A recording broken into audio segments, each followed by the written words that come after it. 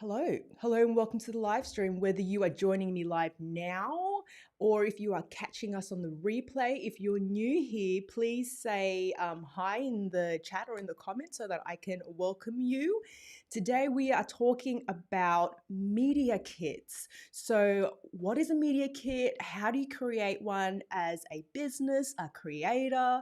What do you include in it? There's a lot of confusion over this. I'm going to walk you through all of that. I'm going to show you mine. I'm going to show you my media kit and what I've done and what I've learned and what I've discovered I find is some of the best stuff to do. And I'm also going to talk about some of the mistakes that I see lots of people make with media kits.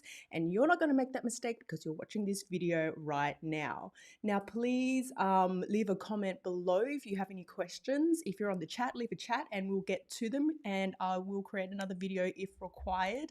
So for those of you who don't know me, my name is Sara Nguyen and I help coaches, consultants, and creative pros build their business using video with ease. And I'm really excited to bring you today's topic today, and I'm going to get right into it. Really, really excited. It's going to be a good one today. So let's tackle the big question. What is a media kit? Everyone's kind of talking about it.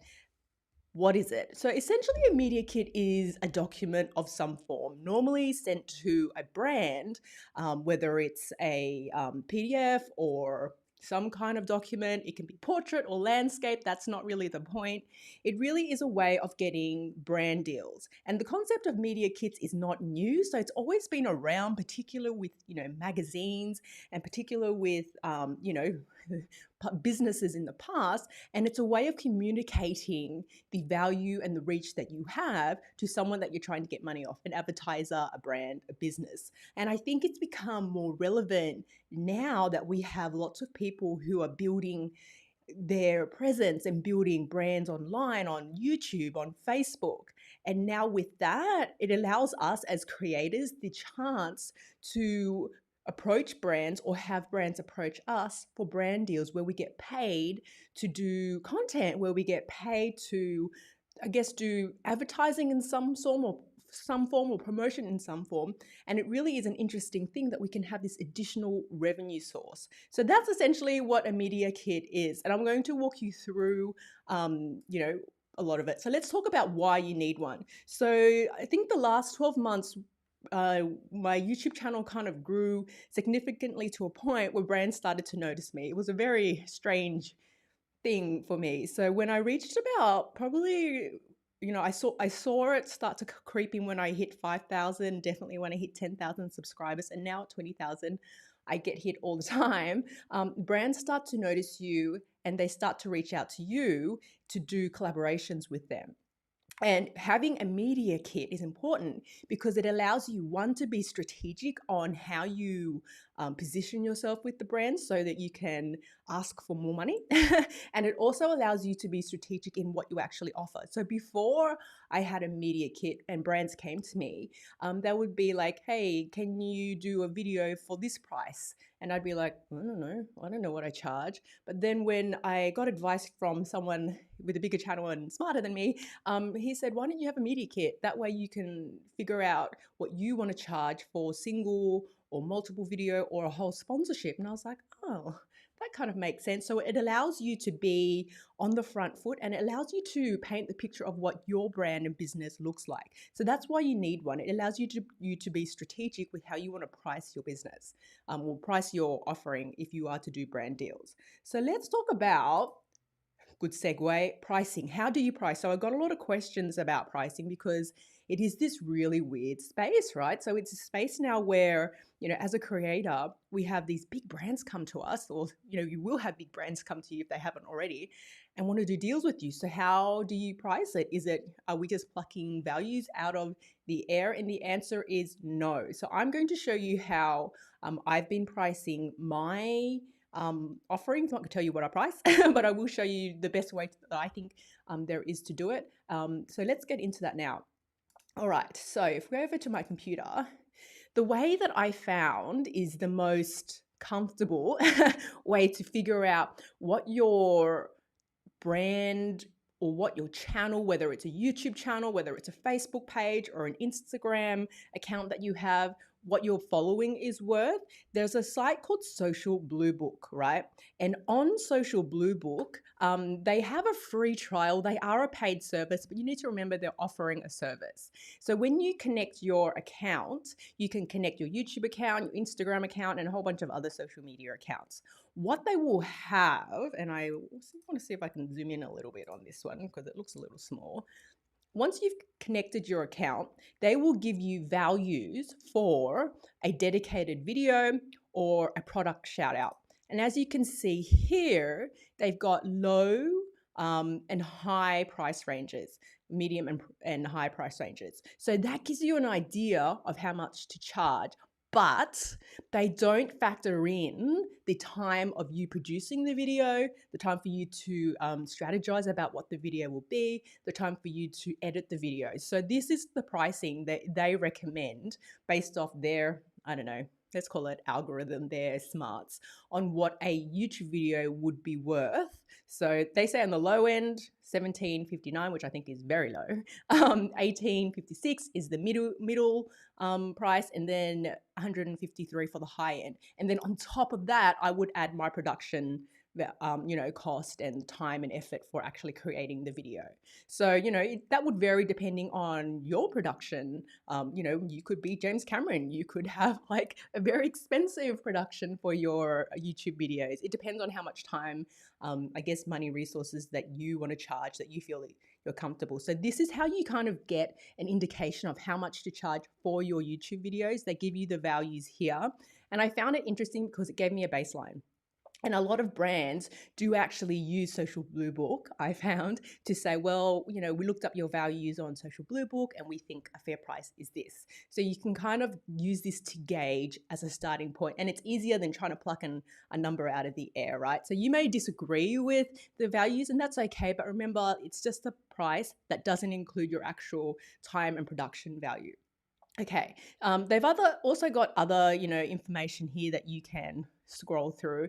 But this is my Instagram, and I have a very small following on Instagram. So my values that Social Blue Book have suggested are like very small, but it just gives you an indication of, all right, based off the account, how much is a dedicated post, how much is a reels, how much is a story post. So you can use this service to help you with the numbers. So that's how I would take the step to help you price.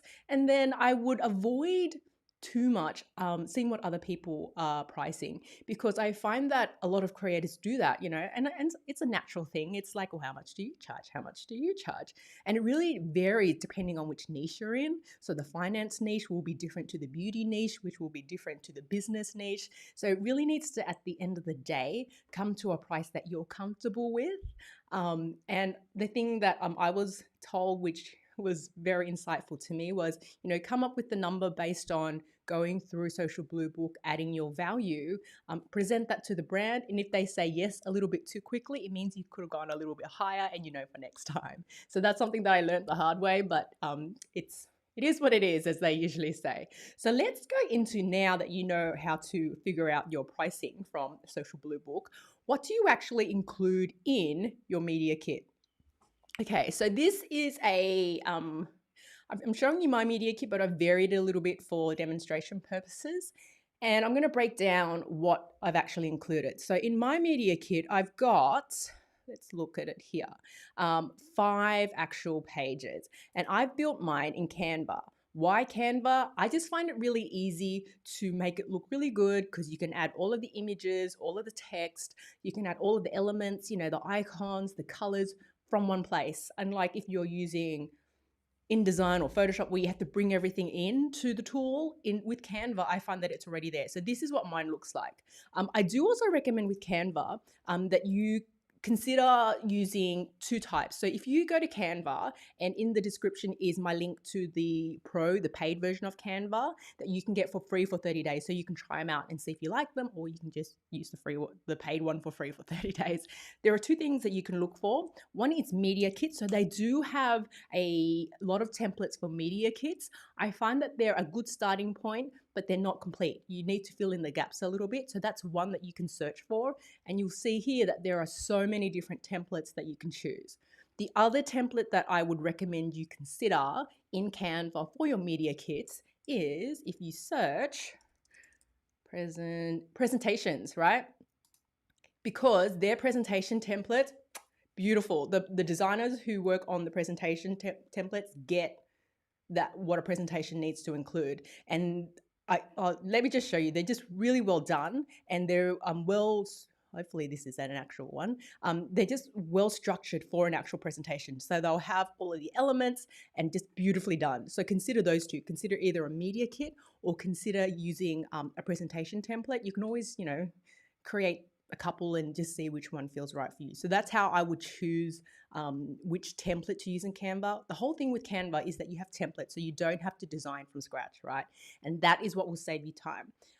So let's go into my one. So with my media kit here, I chose this template, this orangey template on the right here, and I've modified it a lot. So let's look at what I've included and why to break down what you need to include.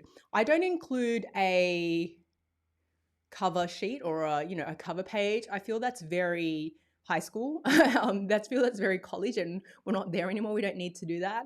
So I scrap the need for an actual title page. I feel it's a waste of a space. If you want to add your photo and your name, you can do that to the top of the document. So at the top of the document, I've simply got my name, what I do. It's important to say what you do. So I'm a live streamer, a YouTuber, and an online course creator. A picture of myself in case they forget what I look like, and then my contact details. And then we get into the important part, right? So I talk about myself, but I talk about it strategically. So I'm not just rambling on about how great I am and what I do. I've broken it down into what I do. So I help coaches, consultants, and creative pros live stream and grow their business with video. I also am a course creator. So I tell them what I'm about. I also tell them why. So I really like this. I got this idea from Invest with Queenie from her media kit, and she talked about her why, right? And it's your chance to say what makes you get out of bed to do what you do to create those videos. And I found that it's incredibly powerful. So I really love that and bringing that into it. And then how do you do it? So for me, I cover live streaming, software, tutorials, and tech reviews. So I tell them how I do it. So I'm very clear on what I do, why I do, and how I do it. What I don't want to see you do in this section is for you to have like this essay about I did this social media 101 course on lynda.com. I did the Facebook certification course. I did the YouTube certification course. I don't want to see that. One, no one cares. I'm sorry to tell you, but it's not the place to put your education history, and it's not the place to put all the courses that you've done. It's about telling them at a snapshot what you do and why you do it.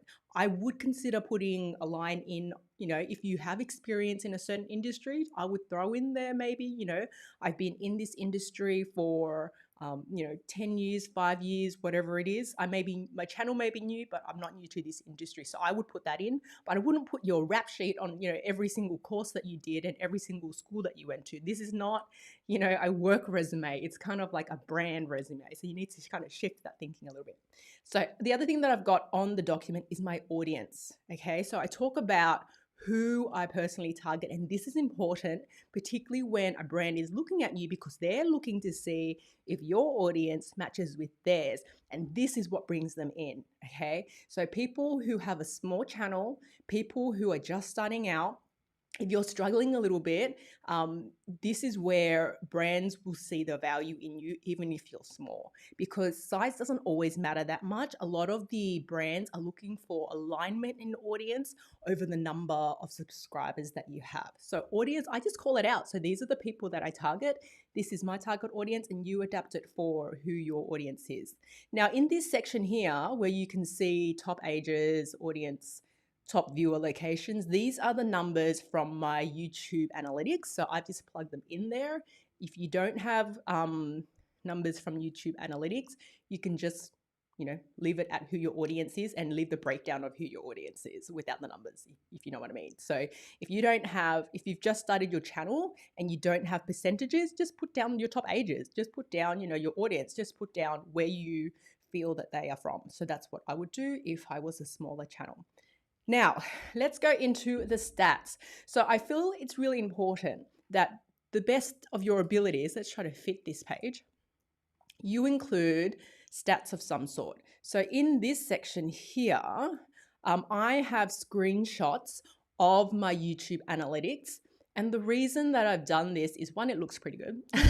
And two, one of the problems that brands have with creators, with influencers, I hate that word, is that a lot of influencers make up the stats because I don't know why they make it up, whether they feel like they'd get a brand deal if they made it up, or whether they feel that they would look better. I don't know, but a lot of influencers are not honest about their data. So where you can, the best that you can, show your data via screenshots, because that adds a lot of credibility to the actual media kit. So I've just got my YouTube stats. Which stats do you pick? To be honest, pick the ones that look really good, the really big ones. I know for YouTube that they're really obsessed. Brands are really obsessed about the views and the subscribers. So I've given them those screenshots. My impressions and click-through rates looked pretty good, so I put them in there as well. So that's how I decided what to put on my YouTube stats. I don't have other social media stats in there because my YouTube channel predominantly is where my audience are.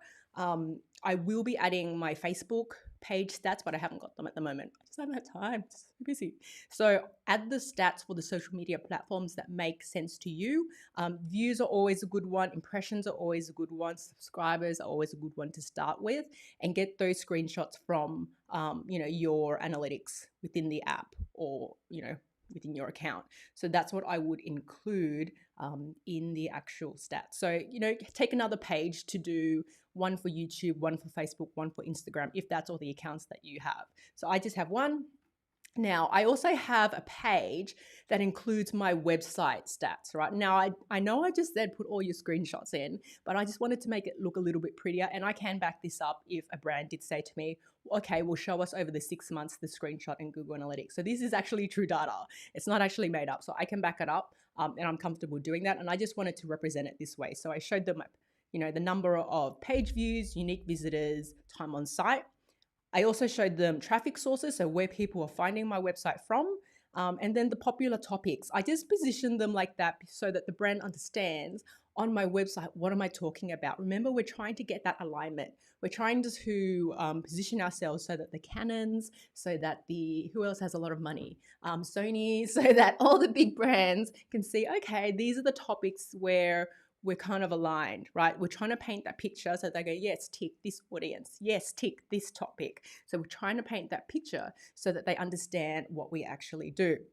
All right, so that's how I've positioned the website reach section. And then the next section that I've got is audience survey insights. So this was one that I also learned from a friend, and I found it to be a really beautiful touch, particularly if you are a smaller creator and you don't have big data. If you can show that you really understand your audience with survey insights, with verbatims of things that your audience are telling you, powerful, powerful picture and powerful, powerful story. So I have this section here that has a breakdown of surveys that I've done with my audience on the channel, and also exit surveys that I have with on my webinar as well. So, and from that, I'm able to tell the story of, I understand, that they haven't live streamed yet. I know which topics that they want to learn more about. I understand their fears and I understand their desires. And this is the verbatims from the surveys that I've done, right? So this, so powerful, so insightful, beautiful little touch. Big tip, particularly if you're a small creator, collect that survey data, put it in your media kit. Show the brand that you know your audience better than anyone, and this will help elevate you, and this will help make you an incredibly attractive option for them to do a deal with. So this is what I've done on this one, which is the survey audience insights. And then the one that you've all been waiting for is the sponsorship options. So I've got a page that has what I offer and what I'd like to offer the brand and how much I've actually priced it. So I haven't included prices here because I feel a little bit sensitive about the prices, and it really varies depending on the brand, depending on the project, depending on the time. You put the price for the options based on what you want to put together. So for me, predominantly, it's always a YouTube video.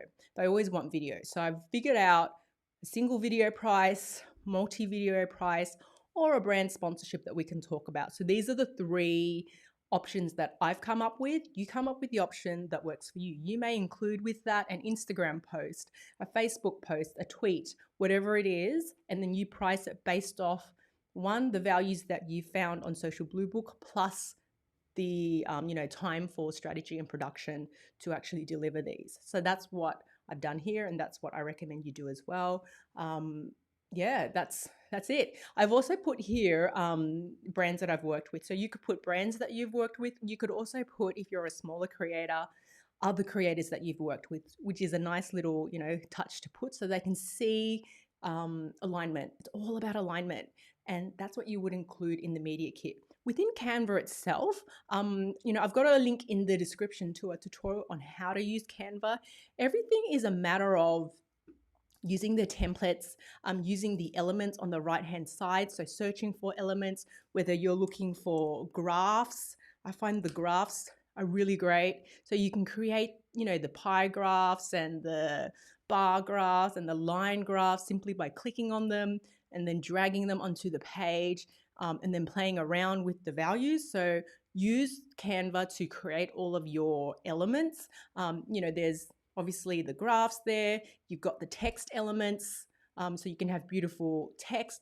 You've also got images that you can pull in as well. So you can search for photos. You can search the elements section for vectors, whether you're looking for icons like I use. So I always search for icons. I looked for, like website, whatever you need. The thing that I found really powerful about Canva is that everything, you don't need to go source it from somewhere else. Everything's already in their tool. So that's the beautiful thing about Canva. So just search for what you need in the elements. Otherwise, you can click upload. That's all my photos here. And then you can add your own, and then that will bring it into the tool. And then you can simply add it to the document, and drag and resize it and put it wherever you want. So that's the amazing thing about Canva. It really is a really easy tool that allows you to use the templates to get a beautiful, beautiful layout. So that basically is a wrap of what to include in your media kit. Now, I did a quick version. If I was a brand new creator just starting out, what would my media kit look like? And this is how I've adapted it so that you can see what it looks like. So, the first page, I still have my about me, my what, why, and how. I've got my target audience, so I stripped out all the numbers there, but it's all about alignment. So I've broken down who, the ages, and the locations of my audience. Now, the next section that I've got is platforms. So just show them, where are you? Just show them what your brand or what your, you encompass. So where are you? So show them all of your social media platforms. And then talk about your topics. I find people overlook the value of topics, right? They overlook the value of content. If you're a small creator, rely on your content, rely on the quality of your content to be your strength, right? Because you know this better than anyone else, and you can use this to grow your channel. You can use this to grow the business and to get brand deals and visibility. So rely on you being able to produce this content, which I know you can do. So add the topics that you actually cover. Remember, you're painting the story of who you are, where you're at, what you actually talk about. So the brand, the Sonys, the Canons can go, oh yeah, that's interesting. We like that. And then I talked about content again.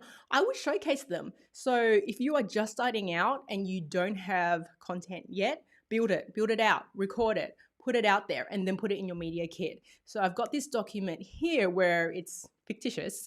I've just used lorem ipsum words to show you for the purposes of today. Show them, add links to all of the key blog posts, all of the key videos, so that they can see what you're about and what you can produce. And they don't have to go hunting for it, right? Put it all there for them so that they can go and have a look at it and see how amazing you are and offer you a brand deal. So that's what I would do. I would have a page which showcases my content, whether that's your videos, your blog posts, your Instagram posts, your, whatever content you create. So have a document, have a page within your media kit that shows all of your amazing content. Leverage that, particularly if you're a small creator. This is so powerful. When I was on the other side, when I was working for, as a brand, this was a tool that I saw, a tip that I saw, like some of the smaller creators do, but it was all about that alignment.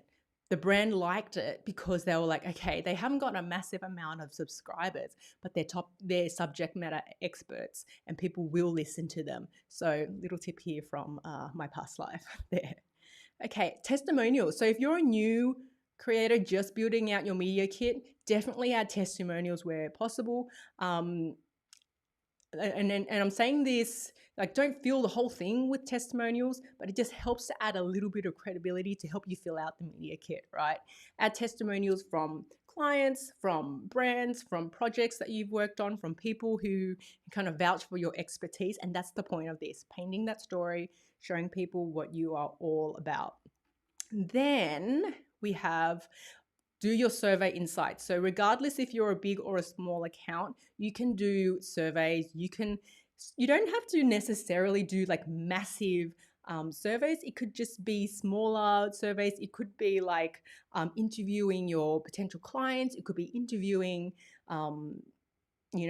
peers or people who are your target audience to get the insights. So definitely add a page for audience insights if you are a brand new starting out creator. And then your sponsorship options, whatever that looks like to you, and if possible, the brands that you've worked with. So that's what I would include if I was a smaller creator. I've still been able to beef out the media kit. It may not have all of the data that my other one had, but it still tells a story.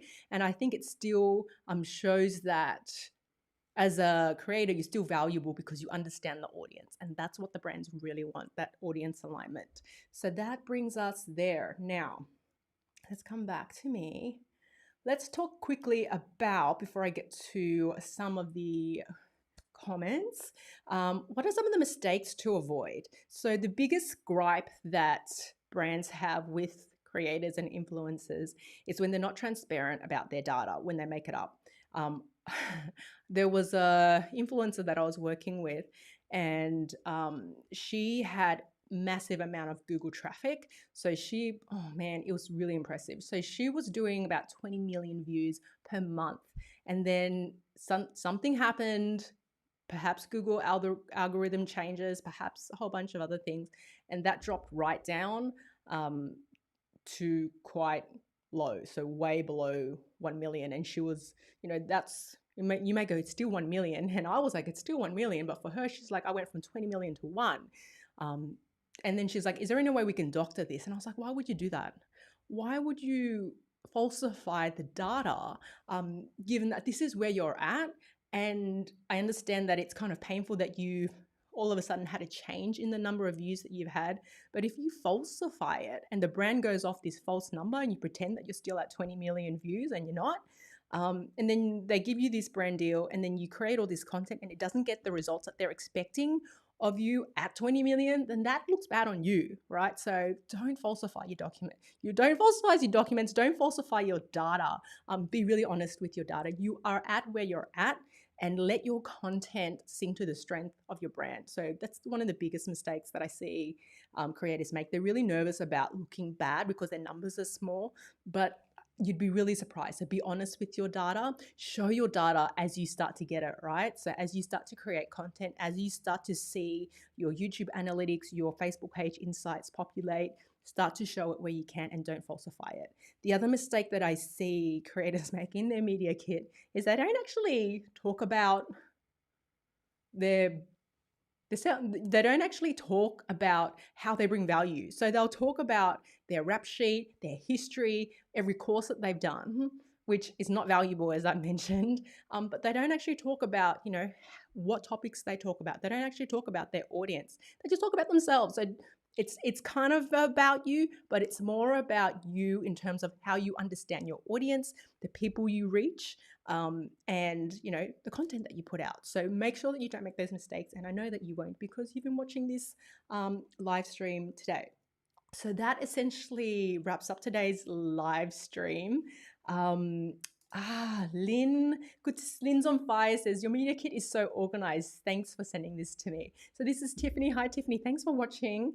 I took a lot of time to create the media kit, and it took a lot of time, but it was really rushed. So I kind of got to the point where someone had asked me for it, and I was like, oh crap, I've been putting it off for all this time, and I finally need to, produce one. So I kind of just sat down with all of my data and did it over a weekend. So in terms of the time it takes, it really depends on you. And using a tool like Canva will make it easy because you can just drag and drop all of the elements to put it into the actual media kit. And now that you've seen what to include in one, you know what to include in one. You don't need to be digging for months like me on what to actually include. So that essentially wraps up today's live stream. I hope you found that really useful. Kind of, showed you a lot of myself. I showed you my media kit, which I didn't show you my pricing, but I still showed you how I do it. So hopefully you found that useful. Now, if you found this video useful, let's see. Give me a thumbs up, and don't forget to subscribe to the channel if you haven't already, where I do lots more tutorials on social media, on live streaming, and I help you build and grow your business using video with ease. Now, if you haven't already, make sure you grab a copy of my social media checklist. I show you how to get up and running on all the major social media platforms so that you can start growing your business, building out your media kit, getting that data so that you can leverage the power of social to grow your business. So make sure that you grab that. I'll put the link in the description and also in the on the screen somewhere as well. So that essentially wraps us up for today's live stream. Oh, it's been a while. Thank you so much for joining me live. It's great to be live again after a little bit of a while. I will see you in the next live stream, and bye for now.